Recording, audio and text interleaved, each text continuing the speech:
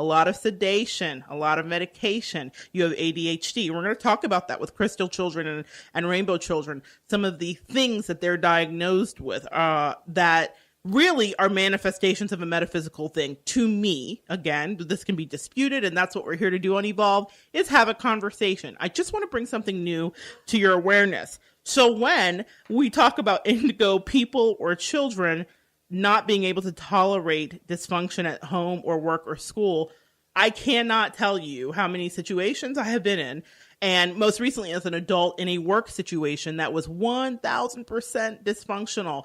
And I could no longer vibrate at the frequency. I was irritated to the people around me. The bosses were like, girl. I was like, y'all. It was a no-win situation.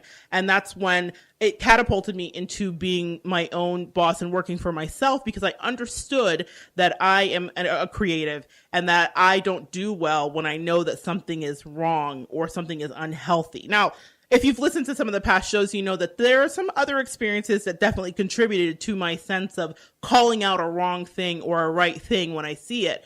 But in that work situation, I often was calling things out. And of course, you can know they want you to be worker bees when you're in a corporate America. You're supposed to work and you're not there to socialize or do things like that. But when you are dealing with these vibrations of indigo, crystal, or rainbow, you aren't conforming to kind of the world's idea of what you should be there or not there to do. I do recall a boss pulling me in for my review and saying, we don't know how to review you because we can't review you for being everyone's favorite coworker. Meaning that they said, people, we've overheard you giving advice in the bathroom and counseling people. You see, my calling was not to be sitting at that desk doing this tedious task. My calling is the work that I'm doing now in the various forms that I express it. And that's one of the things about indigo, rainbow, and crystal people, children or adults, as they evolve, is that you do get into your calling and you realize, oh, that's why that sweater called life or adulting, as Terry said in her earlier interview, didn't fit me right and it felt so itchy. It's because I was never supposed to be in that sweater. So keep that in mind. So now we're going to talk about the rainbow children. The rainbow children are the embodiment of our divinity and an example of our potential. Rainbow children have never lived on this planet before. This is what the scholars and kind of spiritualists say. I don't know. What do you guys think? They've never lived here before. This is what they say. They're going straight to the crystal children as their moms and dads. These children are entirely fearless of everybody. They're little avatars who are all about service. These children are only here to give rainbow children their already kind of spiritual peak. And so the rainbow children are interesting to me because that's the newest generation. And what's funny, we talk about all of this spiritual stuff, but I have a sarcastic side as well. And so I think, okay, so what are we going to do? Are we going to just be naming every child all of the colors of the rainbow and the rocks in the world? Because where do we go from here? So now we're at rainbow children are the newest incarnation. We had indigos and crystal, now rainbow. So where do we go from here? Are we going to have tourmaline and purple agate and whatever? I don't know. Amethyst. It's just interesting to me. But what I do know from teaching and being a person that experiences these things is that there are some truths to what's being said. So I leave this out here. I submit it to you. I offer it to you. And I ask you to find what truth is there in it for you. What feels right? What resonates to you? And we'll talk about the crystal children. The first thing that most people notice about them is their eyes. Large, penetrating, and wise beyond their years. Crystal children lock on you and hypnotize you. And when you realize your soul is being laid bare for these children to see, you might pull back. Perhaps you've noticed this new special breed of children rapidly populating our planet. They are happy, delightful, and forgiving. This generation of new light workers is roughly 0 through 7. So pardon me, guys. They are the newest. Rainbow, it was indigo, rainbow, and now crystal. Again, how can we keep up? I don't know, but I submit it to you for your own dissection. So we're talking about ages 0 to 7. And they are like no previous generation. They are ideal in many ways. Crystal children are the pointers for where humanity is headed. And it's a good direction. Isn't that good to hear? It's so good to say. Humanity is headed in a good direction. There are so many times where we can look around and think, Where are we headed? What are we becoming? I remember that song that Whitney Houston used to sing, "The children are the future. Teach them right and let them lead the way." Well, when you're dealing with a crystal child, they were born to embody that stanza. The older children, who can be any age, and were born in the 70s, are, we're going back to indigo children. So one of the things I wanted to talk about was the medication and sedation. When we're dealing with the crystal children, indigo and rainbows, sometimes as adults, they may resist change, conformity, like we talked about, and people may often understand these children. Sometimes they get diagnoses of attention deficit with hyperactivity disorder, attention deficit disorder, and sadly, they're medicated.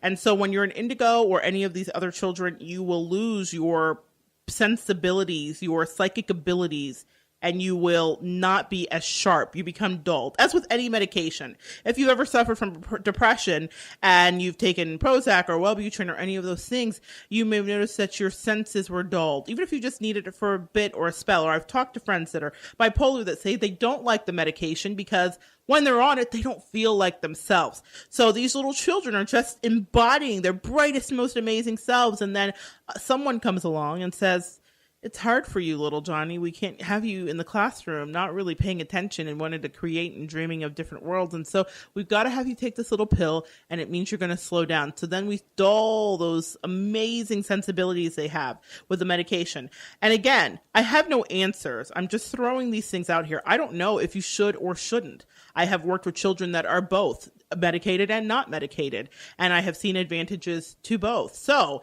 that is for you to decide as a parent. That is for you to decide as a person. What is the right thing for your own personal situation?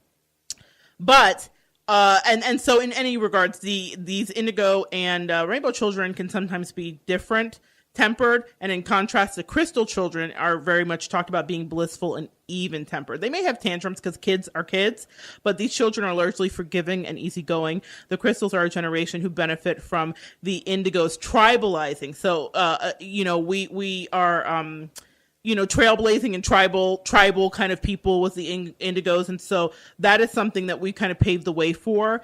And so first the indigo children lead with the machete. And I so relate to this growing up, watching people wield machetes, and for healthy reasons, to cut coconuts. But I totally get that whole, get the machete and cut the coconut down. So wielding the machete, cutting down anything that lacks integrity. That's been such a flashpoint for me. I expect and want people to be integral. I get mad at myself if I don't feel like I'm holding up to my own standards of integrity. So that is, it's just wonderful when you start researching and doing things and learning about who you really are even deeper. So the indigos kind of cut down with the machete anything that lacks integrity. The crystal children follow the cleared path into safer and a more secured world. And now the rainbow, the fearless rainbow children, are pure givers and ready to fulfill the needs. So we want to talk about how sometimes the crystal children's innate gifts are sometimes misunderstood, and it leads them to having different explorations later on in life. And communication is faster with crystal children, more direct and more honest, because it's mind to mind. So they're moving in the realm of telepathy. That's something that's happening with crystal children. They're incredibly telepathic. And sometimes when you're growing a crystal child, and that's the age group that's right now, the babies that are being born right now, sometimes may have delayed speech patterns, guys. And so I just kind of wanted to point that out there. It may be that they wait until 3 or 4 to start speaking. But some of the parents that have been studied with these children have said they have no trouble communicating at all with their silent children when they're in their home, or just when they're by themselves, because they just really are able to engage. So that's something that if you think that you have a crystal child, do some research. Doreen Virtue has written a lot of great material. She's even written a book, I believe, called Crystal Children. She's the angel lady, for those of you that don't know. And also, I wanted to point this out too, that you can find a lot of her material online and in various places and at heyhouse.com. So just know that if you are wanting to delve more into this than we can in the last few minutes of this show, please, please, please do your own research and see if you resonate as an indigo yourself, or if you think you have a crystal child or a rainbow child. Okay, so those are some of the things that I wanted to pass along to you. It's a lot of information, but I always enjoy taking in information so that I can understand us better, so that I can work with my clients and that everything is more focused. And I have tons of parents call me almost every day and ask about their children. Well, this one's a little more difficult. What should I do? This one's really amazing, but they only want to do this one thing. What should I do? I do not have children myself, but I am a lover of children and consider myself a mother in many ways to many children. And so I will say this, you have to do what's right for you as a parent. There is no tell-all book. There is no self-help book. There is no nothing. And I've read a lot of them, but there aren't any that can help you understand the nuances of your particular child. It's lovely to have terms like crystal, rainbow, purple amethyst, whatever, okay? Those are fantastic terms to have. But the thing that's important to remember is that your child is an individual. I think about Aquariuses. When I think about how they raise their children, I always admire the Aquarius men and women in my life because they're really, really good about letting their kids take on their own identity. Aquariuses are all about innovation and pushing boundaries and going to the moon and creating gadgets. So they understand the space that is needed to develop into a whole tiny person that has your own thoughts and that doesn't seek out the approval of others. And so we all can't be Aquariuses and we all can't be Aquarius parents, but I will offer that to you today and say, take a page out of their book. Let your child figure it out. They always do. They always come out okay in the wash. And that is what I wanted to leave you with children. They need you just to pay attention, mostly. That's pretty much it. And then let them evolve into the person that they incarnated here to be. Today, I wanted to leave us with a little reading from some cards from Doreen, the angel lady. And this is a unicorn deck, a gag gift that my best friend gave me. And it's a deck that Doreen made for children. And when I got the deck, I thought, these are really basic. These are really simple. I was kind of surprised because I'm used to Doreen's decks being incredibly detailed and beautiful tapestries and paintings. And these were beautiful, but it was really straight to the point. And so I read up about them about a year ago and I said, oh, these are for, she says it. She says, I made this deck for children. I made this deck for crystal, rainbow, and indigo children to use so that they could understand how to start tapping into their energy because they're not like us that maybe grew up being told you just go to church and that's it and there's only one way. They're always experiencing new ways, new pathways.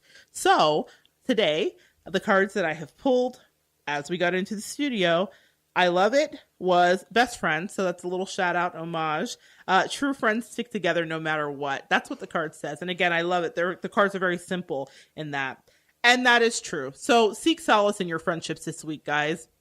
Your friends lift you up. They pull you off the ledge.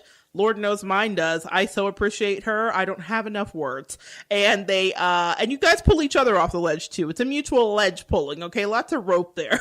So love your friends, send some energy, reach out to someone that you love that's special in your life, whether you've seen them or talked to them in a while, just send them a message and say, hey, thinking of you. So appreciate you.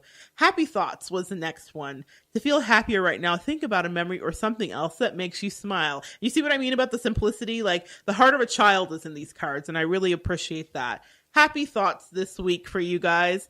Happy thoughts that make you smile. I'm smiling as I say it because it was a happy experience to have Terry here. She makes me smile. She's always made me smile, and she raises vibrations. And those happy thoughts raise your vibrations as well. So pay attention to that. The next and last card is love from your parents. No matter what, your mother and father love you as much as they can. That's so interesting to me. They love you as much as they can. As we're growing up and adulting, we often find ourselves reminiscing over the things that happened in our childhood.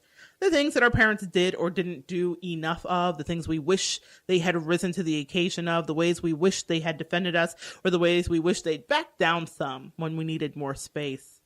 But what I want to leave you with today as we talk all about children and how fitting for those cards every time, I'm always amazed at how beautifully it all dovetails together. We talk about children and the love you have for children in storage, and your parents love you the best that they can. the best that they can. When you know better, you do better. Maya Angelou. And so